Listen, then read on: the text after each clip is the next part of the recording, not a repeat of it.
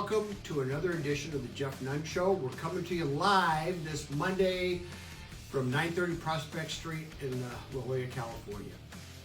Today we're going to talk about one of my favorite subjects, and that is when agents come to me and they say, Jeff, what do you think about, should I buy leads? And my response is, do you have a database? And they say, well, yes. And then I say, no. And they go, well, why not? And I say, because you already have leads in your database that you're ignoring. So just give me the money that you spend on leads and we'll both be happy. At least I'll be happy because I'll have your money and I haven't really done anything for it, but save you a lot of time and trouble. So what do I mean by that? So there's leads out there that come to you from all different places, all different sources are trying to sell you leads.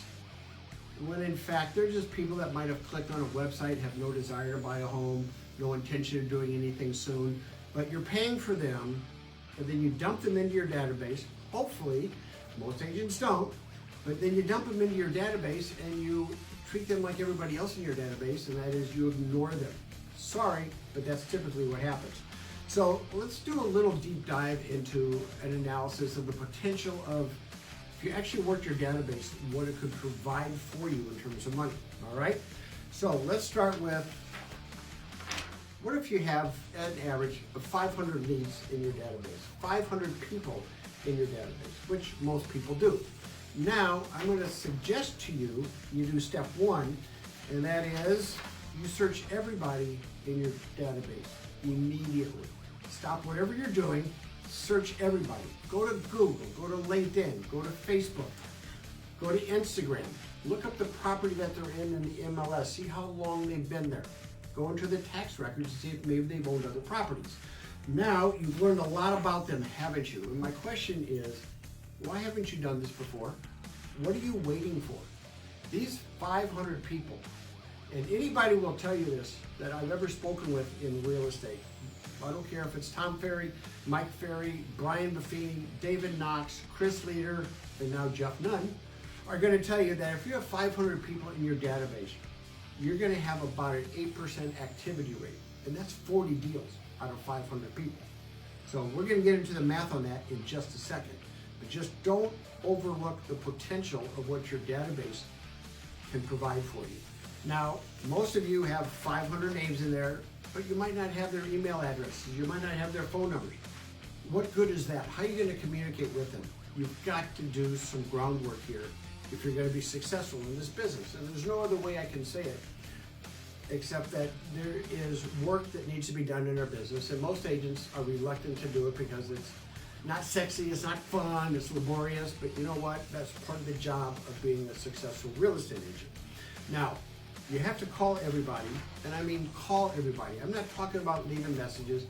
I'm not talking about, a note card now and then. You have to call everybody, reintroduce yourself, and let them know who you are, what you're doing, and what purpose you hope to serve in their life at some point in time.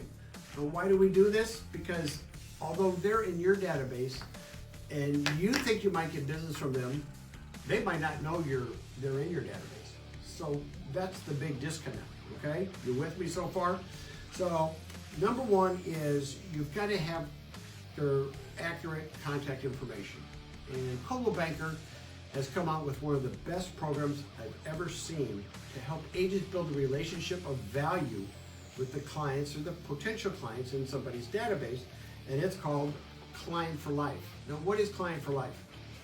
Most agents that I've dealt with, and I've dealt with thousands over the years, I've got 120 here in my office right now, and their one big hesitation, if you will, in contacting people in their database is, I don't know what to say to them. I don't want to bug them every month. You want to buy, you want to sell, you got somebody you want to invest, you got somebody you want to refer. So they don't make that phone call. And they just use whatever distraction they can, I call it creative avoidance, not to call them, and then they do their feeble contacting of the people in their database over the span of a year, wonder why they don't get any business out of it, when they should be getting 40 deals out of 500 people. They're sitting there doing 3, 4, 5, 6 deals a year, and they wonder why. Well, if you don't do step one, give me your real estate license, please, and thank you. Because I will tell you, you will be frustrated as hell in this business if you don't build relationships with people. And I would, quite frankly, rather see you take that money instead of buying leads. Invest in a course or a class at your local community college or something on how to build relationships of value with people. And why do I say that? Because everybody in your database has what I call, can you see that, Courtney?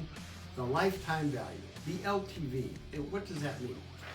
Well, just because you contacted them doesn't mean they want to buy, sell, invest, or refer somebody. Today, so we often dismiss them as, well, they're no good. But wait a minute. If you plan on being in real estate as a career in 2 years, 5 years, 7 years, think of the value that person can provide to you, either in a direct listing, direct sale, direct referral, or an investment. That's huge, because we're all going to need business in the future. So I think if we can fight the urge to have this immediate gratification, we're going to be very successful in this business. So your job, well, I'll hold this up a little while because the print's a little small, but your job is to capitalize on everybody in your database by utilizing what I call the LTV, the lifetime value of these people. Because at some point they're going to buy, sell, invest, or refer somebody, and if you've ignored them, good luck, they're not going to remember you. So let me go back to one thing, and that is the Client for Life program. Here's what it is. You don't want to call them because you don't want to bother them about buying, selling, investing, or referring. So Coldwell Banker has come out with literally what I feel would be the best program out there in the real estate industry. It's called Client for Life, right? Remember, it ties into lifetime value of a person. So every month an email is going to go out to these people. You don't lift a finger other than put your people into the database. We do the work from there, okay? So they're going to get an email from you. Now in January, for example, we had the greatest charity event that we worked with. It's called Souls for Souls. Now imagine making a phone call to the people in your database. It goes like this. Hey John, this is Jeff over at Coldwell Banker, and I'm calling you this month because I'm really excited about this charity we're partnering with. It's called Souls for Souls. And what I'm doing is I'm going around to everybody I know, and I'm picking up if you have any shoes that we could collect from you that you're not using, that we could put on the feet of people that don't have shoes, from children to elderly to whomever. I'm going to go around and pick them up. Do you have anything that I could pick up? Now, believe me, if they want to talk about real estate, provided they even know you're in real estate, they're going to enjoy that phone call. And one of our agents, and I got to give a big shout out to Juan Pablo Samayoa, he picked up over 75 pairs of shoes last week, and he got some leads from it too, just because he's reconnected with people. Now that's just one of it. We do Toys for Tots at Christmas time. We do the doggy adoption event. We invite people to a baseball game. We invite people to movies. We invite them to beach cleanups. I mean, every month there is something going on that you can call the people in your database. And notice I haven't referred to it as a sphere of influence, and I'll get to that in a second. But every month you have something that's really nice, it's not real estate related, to contact the people, to build a relationship with, to make you look good, because you are doing something good for the community and for other people, and you're just not calling them to see if they want to buy, sell, invest, or refer, okay? So at Coldwell Banker, if you're not with Coldwell Banker, give me a call, 858-602-8880. Shameless plug, yes, but look, I'm here to help agents have an exceptional life and build a wonderful business. And the only way I can do that is if I can get you engaged in a program like this, to really, where you are actually utilizing your database and exerting influence over them. And I mentioned that a moment ago. Everybody likes to call what they have a sphere of influence, but explain to me this, how you have 500 or 1,000 people in there, and you're only selling 10 homes a year. How much influence do you really have over them? Be honest with yourself. You've got next to zero influence over those people, because they're not thinking of you when they're thinking of real estate.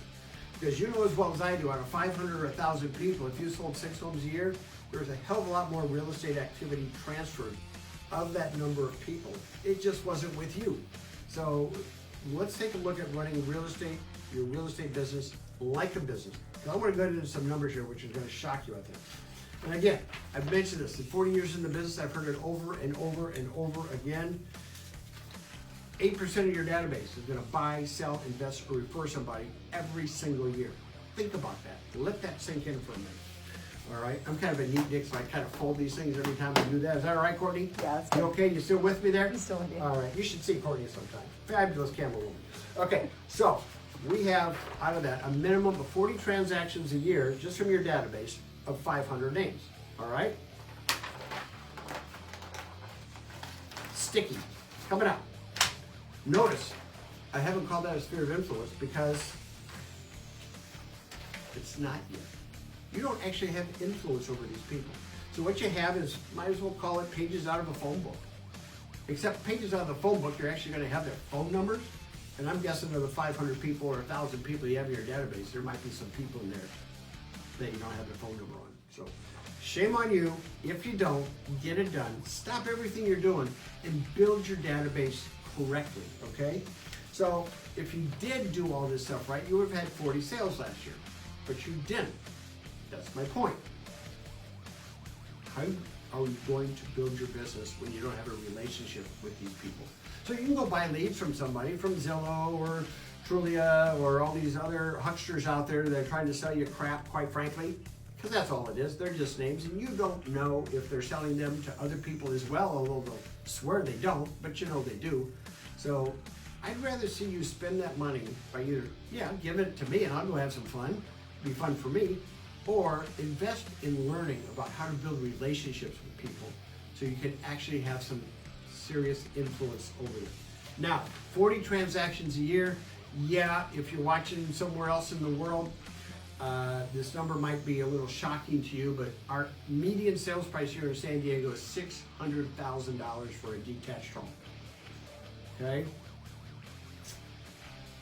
What's that number at the bottom? $24 million worth of business just from your database if you actually have influence over them. Now, you already have leads that you're not nurturing, so why spend more money on leads that you're just going to dump into your database and ignore? Don't do it. So I'm going to take a deep dive into the financial benefits of actually having some influence over your database. And it looks like this. $24 million in sales production. Some of them are going to list, some of them are going to buy, so you'll be getting 3% on some, you'll be getting 2.5% maybe on others, or you might get a referral fee. Who cares? It all goes into the same bucket. Average agent commission splits minus franchise fees, so on and so forth. Folks, you're looking at making over $500,000. That's right, $500,000 from transactions every year if you properly work the lifetime value of the people in your database, okay? Until you actually have influence over them. Now, do I have your attention? Have I made my point? Because look, I'm serious.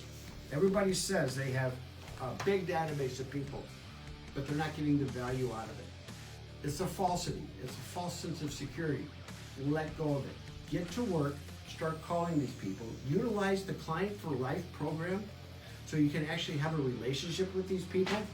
And you're better off spending the money you were and buying leads. Spend it building and educating yourself on how to build relationships of value with people, how to be likable, how to be attractive to them.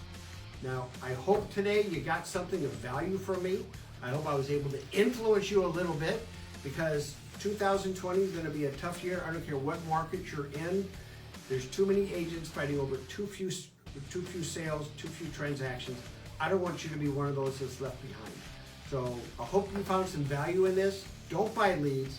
Invest your time in talking and building relationships with those people that might already know you a little bit, those people in your database, until you actually have influence over them. That's all I have for this week. Jeff Nunn signing off from Coldwell Banker here in La Jolla, and another episode of the Jeff Nunn Show. You guys have a great week. Thank you very much.